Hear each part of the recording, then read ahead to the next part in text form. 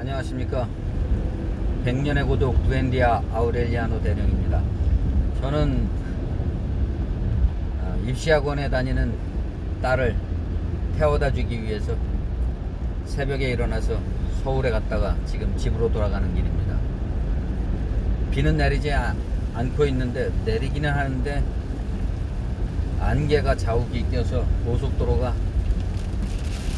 시야가 흐린 그런 상태입니다. 비가 지금 막 쏟아지네요.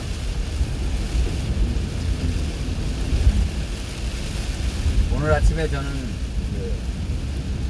하나님의 인색함에 대해서 설교를 해보려고 합니다. 집에 갈 때까지.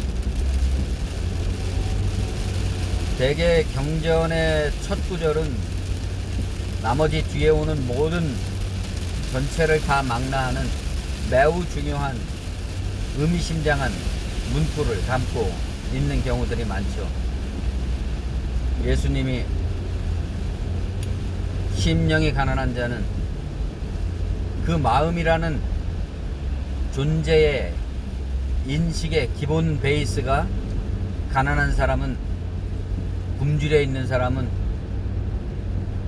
행복하다, 복이 있다, 천국이 바로 그 사람의 것이다, 그렇게 말씀하신 것은 나머지 그 다음에 나오는 모든 신약 복음의 내용을 다 망라하는 그런 말씀이라고 할 수 있죠. 논어에 보면은 그 첫 구절이 배우고 때로 익히면 또한 즐겁지 아니한가, 벗이 있어 먼 곳에서 찾아오면 또한 기쁘지 아니한가, 남이 나를 알아주지 않아도 성내지 않으면 또한 군자가 아닌가, 이렇게 되어 있습니다. 배우고 때로 익힌다는 것은 부단한 배움, 부단한 추구에 대한 말씀인데, 진리에 대한 추구를 말하는 거죠. 공자가 얘기하는 천명, 하늘의 이치, 하늘의 명령, 그것을 부단히 알아가려고 하고 깨우쳐 가려고 하는 그 추구 속에는 기쁨이 들어있다, 즐거움이 들어있다. 또 그 배우고 익히는 진리에 대한 추구를 함께 할 수 있는 벗이 있어서, 친구가 있어서, 먼 곳에서 찾아와서 서로의 그 발전과 진보를 함께 나누며 또 고락을 함께 나눌 수 있으면 또 얼마나 기쁜 일이냐, 즐거운 일이냐. 그러나 그런 친구가 하나도 없다 그래도,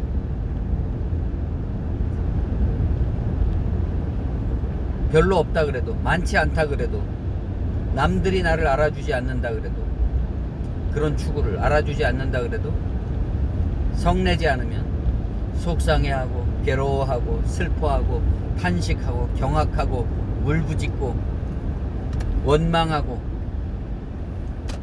그렇지 않으면 그 사람이야말로 군자가 아니냐, 군자가 따로 있는 게 아니라는 거죠.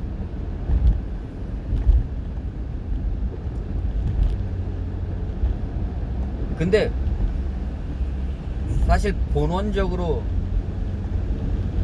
그러니까 이 첫 구절은 남이 나를 알아주지 않아도 성내지 않으면 또한 군자가 아니냐, 이거는 논어의 전체 모든 맥락을 다 포괄하는 그런 가르침이다, 이런 생각이 듭니다.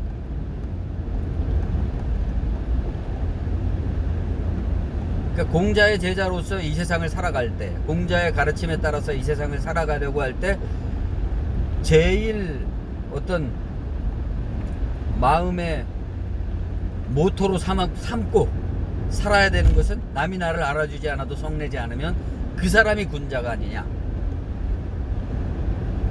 그런데 원래 본원적으로, 본질적으로 얘기하자면 진리라는 것은, 진리에 대한 추구라는 것은 남들이 다 알아줘야 돼요. 진리이기 때문에, 진실이기 때문에. 그런데 이 세상은 절대로 그렇지 않다는 거죠. 진실이고 진리이기 때문에 남이 알아주는 게 아닙니다.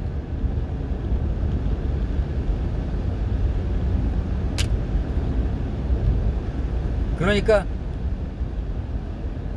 진실이고 진리이고 정의이고 윤리이고 그렇다고 해서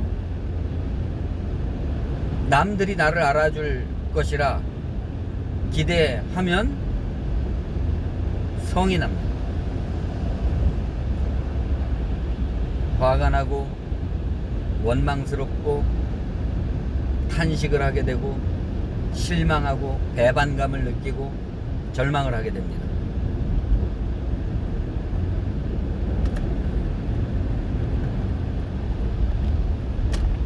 왜라고 묻게 되는 거죠. 소위 말해서 니체식으로 신은 죽었다 라고 선언하게 되는 거예요. 하나님은 없다. 기도는 할 필요가 없다. 그런 것은 다 미신에 불과하다.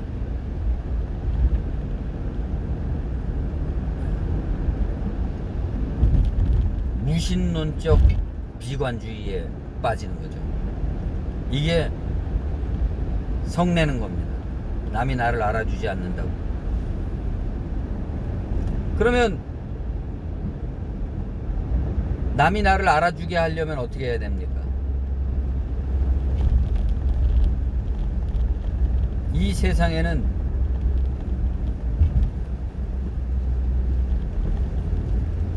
두 종류의 하나님이 존재하는 거죠. 두 종류의 하나님입니다. 첫 번째 하나님은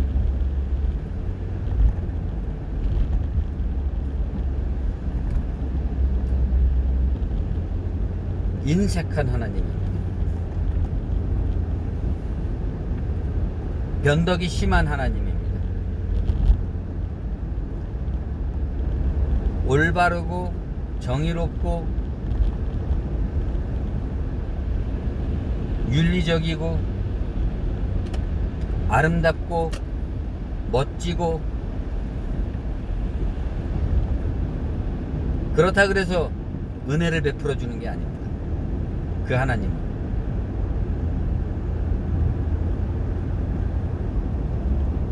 누구에게 은혜를 베풀어 줘요? 겸손한 사람에게.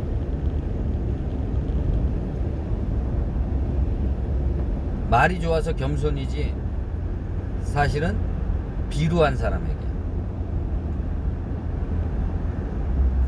적당히 타협할 줄 알고 아부할 줄 알고 고개 숙일 줄 알고 비빌 줄 알고 그게 겸손입니다. 세상이 말하는.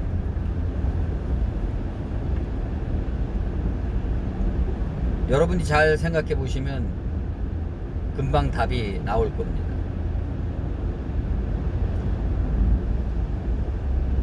세상의 하나님은 인색한 하나님입니다.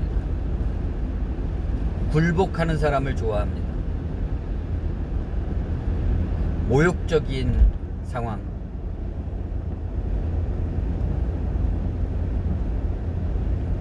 시험을 하고 그 시험을 통과해야지, 자기 마음에 들어야지 은혜를 베풀어 주는 거죠. 성경에 보면은 은혜로 구원을 받는다, 은혜로만 뭐 하나님 나라에 들어갈 수 있다, 그러기 위해서는 겸손해야 된다. 잠언 같은 데 보면은 공순이 많은 허물을 가려준다, 그런 말씀들이 나오잖아요. 근데 우리가 오해하면 안 되는 게,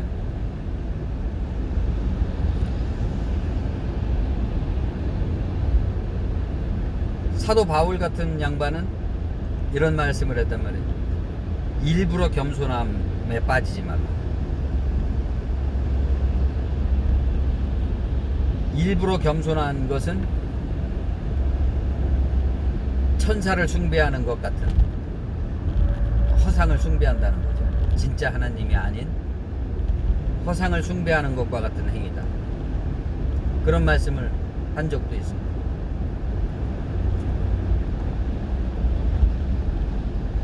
교회에서 은혜를 받기 위해서는 겸손해야 된다. 그런 설교들을 무수하게 많이 듣잖아요. 우리가 어렸을 때부터. 근데 결국 그 겸손하라는 그 설교는 세상의 하나님에 대한 지혜를 말하는 거죠. 지혜를 말해야 되는 거죠.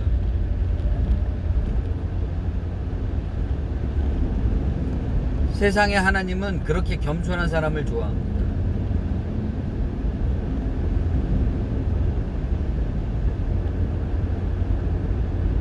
쉽게 생각하면 두 종류의 선생님이 있는 겁니다. 첫 번째 선생님은 제자가 자기 마음에 들어야 돼요. 근데 자기 마음에 든다는 것은 순종적이고 고분고분 말을 잘 듣고 찰떡같이 자기 기분을 알아주고 잘 비비고 하여튼 그렇게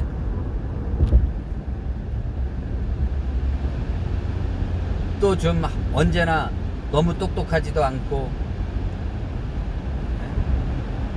그런 사람인 거죠. 그런 사람을 좋아하는 겁니다. 그 선생님은. 두 번째 선생님은 그런 거하고는 아무 상관없이 오직 자기가 가르치는 것을 잘 알아듣는 학생을 좋아합니다. 찰떡같이 알아듣는 학생을 좋아하는 겁니다. 어떤 선생님이 더 많죠? 이 세상에? 그러면은 어떤 종류의 선생이 더 절대적으로 많다고 할 때 이 세상을 살아가는 지혜는 뭐겠습니까?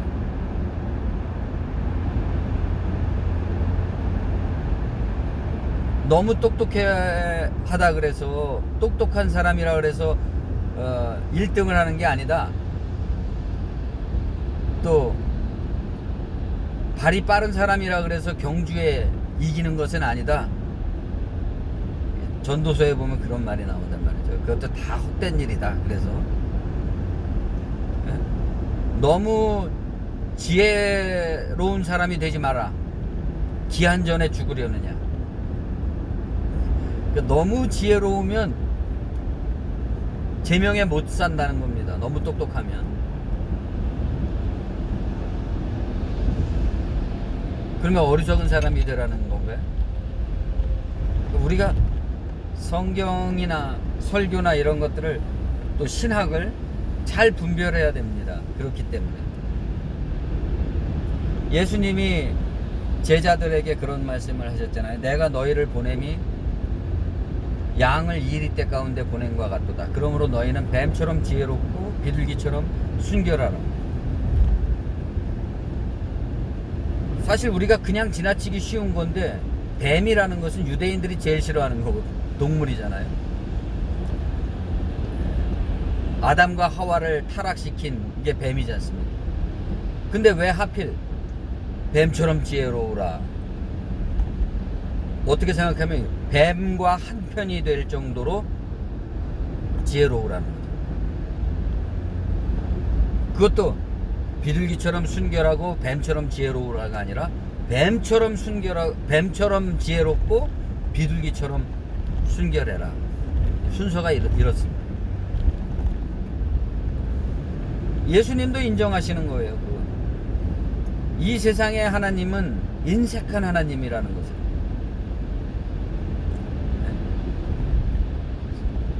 진리가 따로 있는 것이 아니라 따로 진리가 있는 것이 아니라, 원래 진리라는 것은 따로 있어야 되는 거예요, 사실은.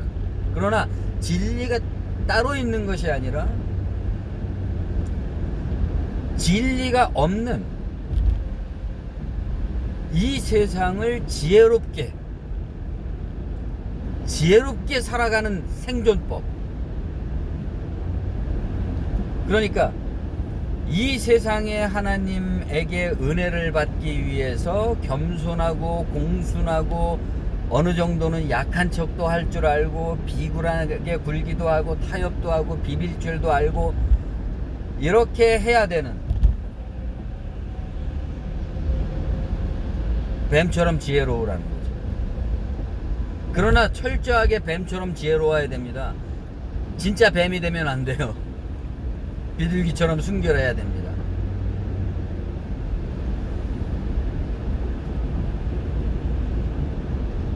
이 세상에 하나님, 만연되어 있는 하나님에 대한 오해, 곡해, 그것을 빙자함, 이런 것들이 세상에 만연되어 있기 때문에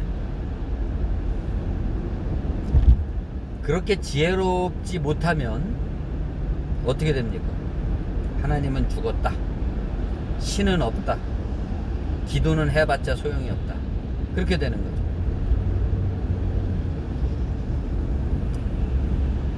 기도를 드린다 그래서 뭐가 변하냐?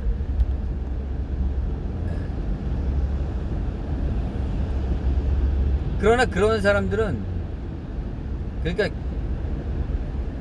이 세상에 하나님에게 너무 질려 있는 거예요. 이 세상에 하나님의 인색함에 대해.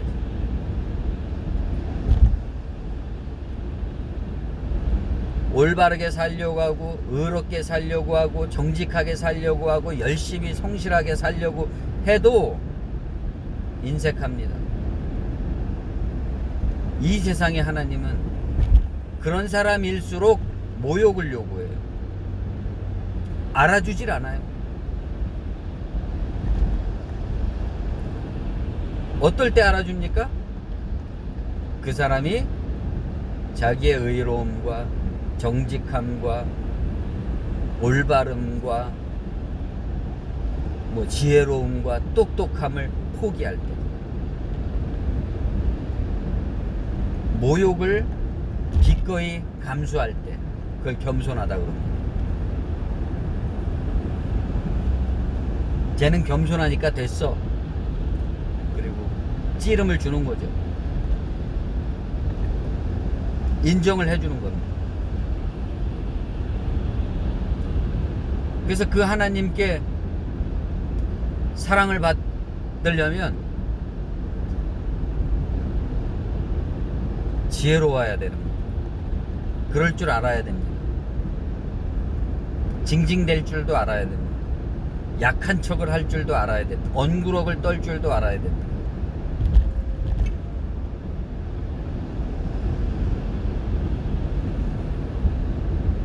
말하자면 그래야지 좋아요가 많아지는 거예요.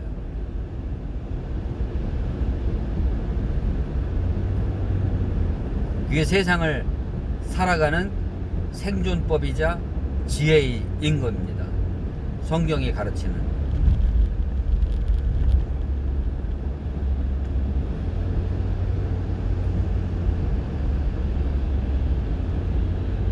그러나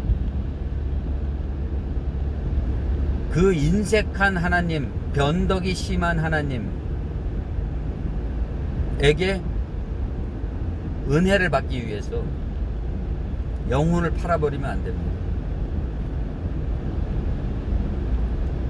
그렇죠. 뱀처럼 지혜롭기 위해서 자기 속에 그것이 가짜 하나님이라는 것을 인식해야 돼요. 이 세상을 지배하고 있는, 그러니까 우리가 태어난 이래로 우리들이 형성하고 있는 이 인간관계라는, 타인들이라는, 나를 판단하고는 모든 것, 그게 우리의 하늘이잖아요. 사실 이 세상의 하늘이고, 이 세상의 하나님이고, 하나님의 법입니다. 네? 사람들이 착각하는 게, 교회에서 잘못 가리키는 게, 그것에게 생존하기 위해서 우리가 생존법으로서 유대인들이 자기들을 말 한마디 잘못하면 그냥 싸그리 죽여버리는 이런 참혹한 냉정한 인색한 그런 세계 속에서 살아남기 위해서 터득한 지혜라는 것이 구약에 나오는 지혜서들이거든.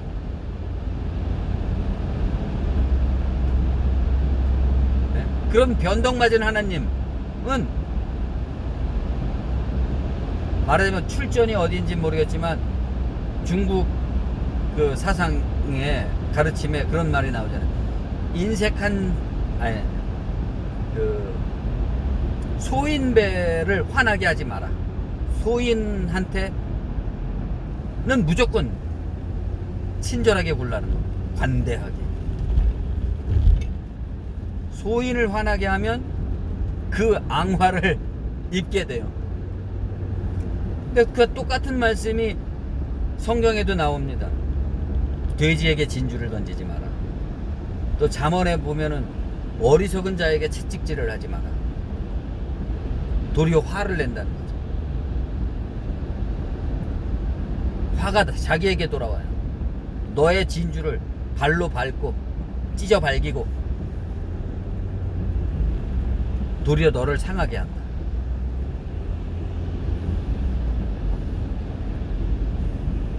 그러나 진짜 하나님은 그런 인색하거나 변덕맞거나 그런 게 없는 하나님이죠.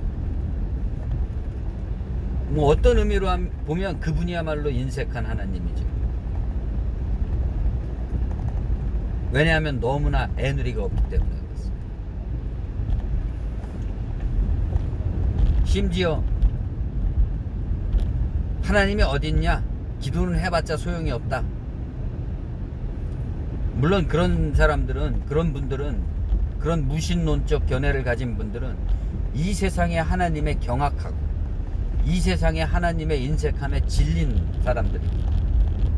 질리다 보니까 하나님이 어딨냐?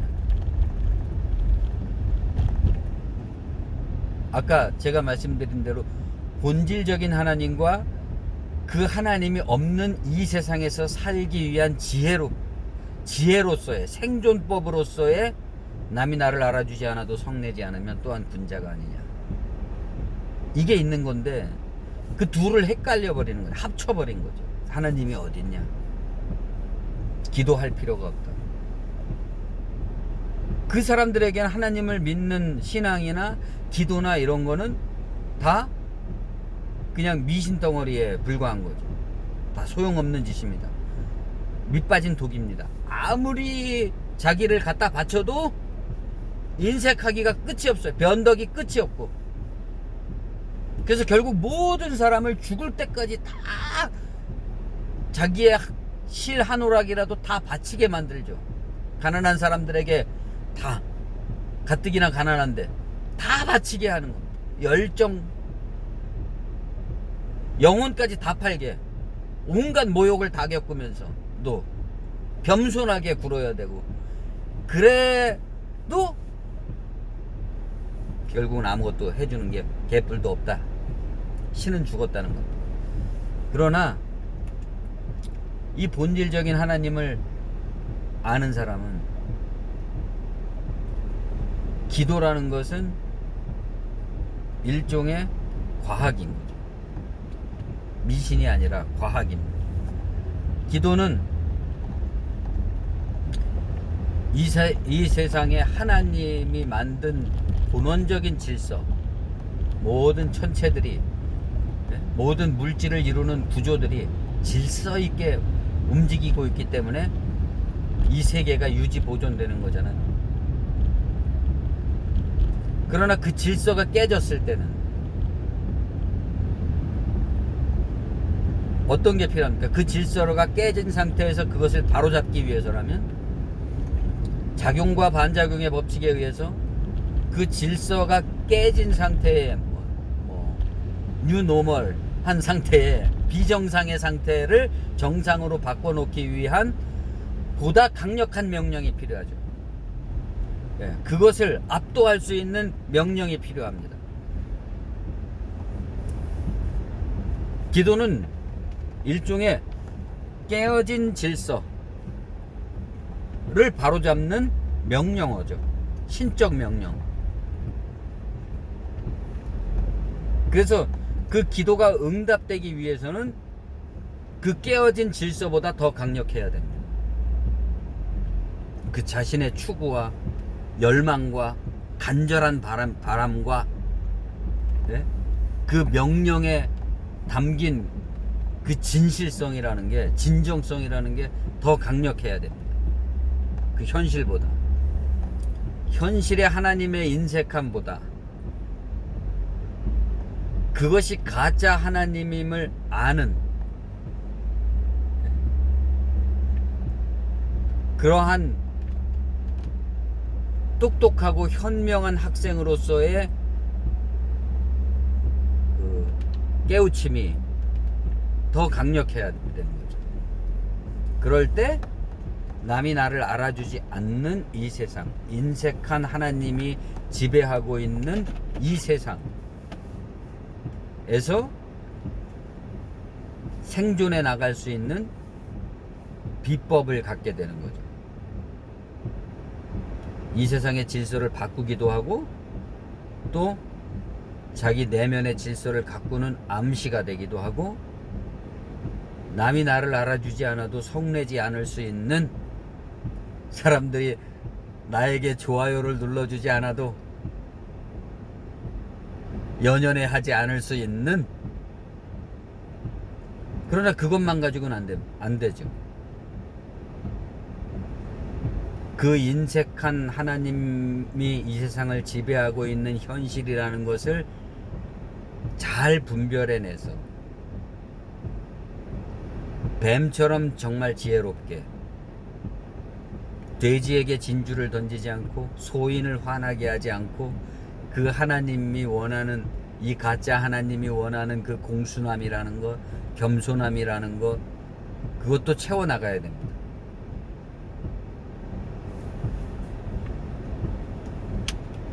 진리가 따로 있는 게 아니라, 인간에게 있어서 인간이 살아가는 바른 길이라는 게 따로 있는 게 아니라 적응하는 나가는 거죠. 상황에 적응만이 진리인 것이죠, 인류에게.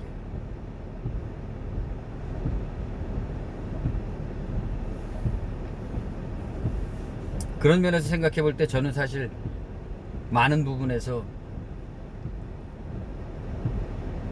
이 세상에 하나님에게 너무 반항을 많이 해온 게 아닌가, 뱀처럼 지혜롭지 못했다, 그런 생각이 많이 듭니다. 그래서 입시를 하는 딸을 새벽에 일어나서 서울 학원에 태워다 주면서 그런 얘기들을 했습니다.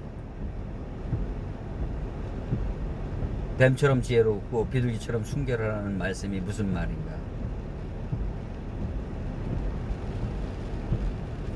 인색한 하나님, 인색한 인심, 야박한 세상에서 우리의 내면의 질서를 잃어버리지 않고, 인간성의 믿음을 잃어버리지 않고, 차마 신이 죽었다, 믿음은 없다, 이런 절망과 경악에 절규하기 전에 우리 자신을 지키면서, 이리 가운데 양이 자신의 생명을 보존하면서, 그러면서도 우리 자신 속에 있는 우주적 질서, 신적 질서의 아름다움과 단순함과 착함을 잃어버리지 않을 수 있는, 간직해 나갈 수 있는,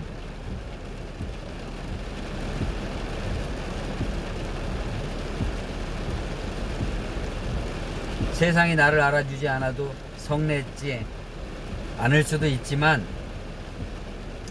또 세상이 나를 알아주도록 적당히, 그야말로 적당입니다.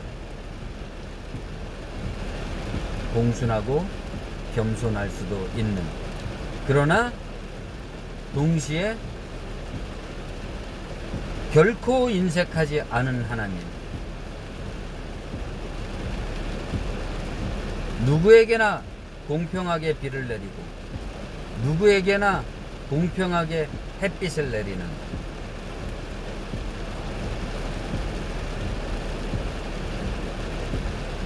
그 진정으로 은혜롭고 관대한 과학적인 하나님, 영혼의 주인, 이 생명의 주제자, 그 신앙을 잃어버리지 않는 비법으로서의 진리, 진리가 따로 존재하는 게 아니라, 신앙이 따로 존재하는 게 아니라,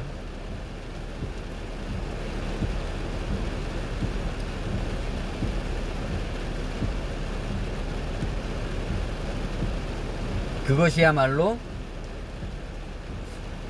이 야박하고 박정하고 야멸차고 냉정한 세상 가운데서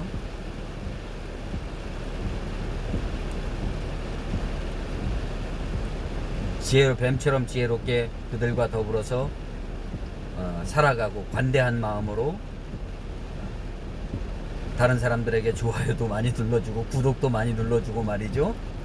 그러면서 관대하게 타인들의 모습을 긍휼과 연민과 사랑으로 바라볼 수도 있고, 그런 여유를 갖게도 하고, 내 자신이 또 그렇지 않은 세상에 대해서도 너무 깊게 상처받거나 실망하거나 절망하지 않으면서 나 자신을 지켜나갈 수 있는 그런 비법, 이 신앙이 아니냐.